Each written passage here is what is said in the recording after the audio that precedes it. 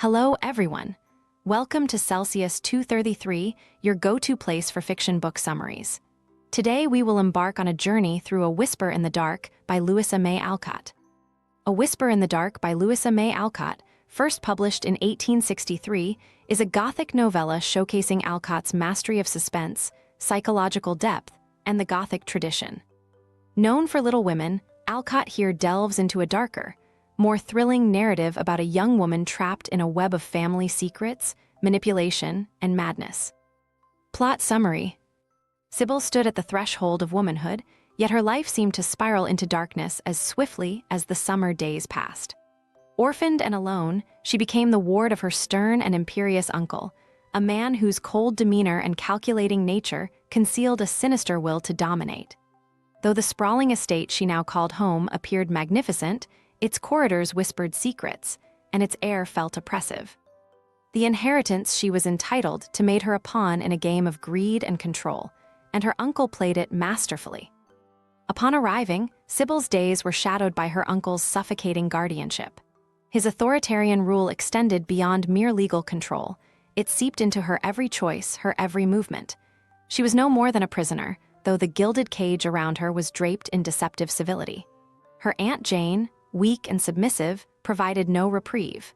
Fearful and subdued, she became an unwilling accomplice to the schemes of her husband. Sybil's independence, her fiery spirit, and her keen intelligence became the very qualities her uncle sought to crush. As the days stretched into weeks, Sybil found solace only in her walks across the grounds. It was during one such moment of quiet rebellion that she encountered Guy, a mysterious and captivating figure whose presence seemed to light the dim corridors of her existence. Guy spoke with a candor and warmth Sybil had not known for years, and their connection deepened quickly. In him, she saw not just a potential ally, but also the glimmer of a life where she could be free from her uncle's grasp. But freedom came with risks. Sybil's uncle, sensing her growing defiance and emboldened spirit, began to tighten his hold. Letters were intercepted, outings curtailed, and conversations between her and Guy scrutinized. More troubling was the uncle's ominous threat to confine Sybil to a sanatorium, a fate worse than imprisonment in her gilded home. The insinuation was clear. Her independence and resistance would be her undoing. The walls of her life, both literal and metaphorical, began closing in. Guy, ever resourceful and daring, refused to leave Sybil to such a fate.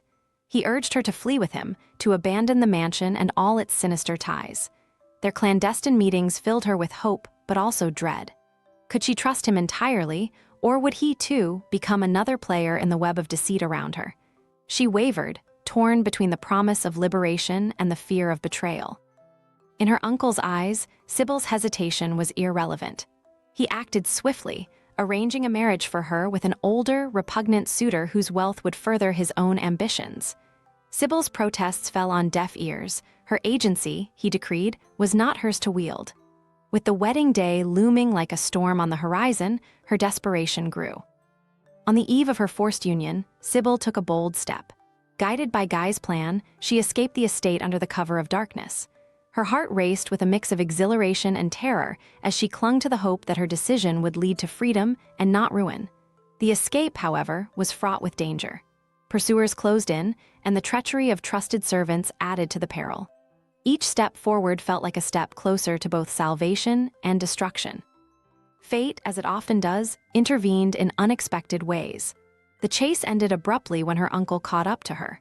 The confrontation was fierce and harrowing, filled with accusations and threats. Sybil's courage flared, and she stood her ground, defying the man who sought to control her destiny. But the standoff culminated in a twist neither anticipated. A struggle ensued, leaving her uncle fatally injured.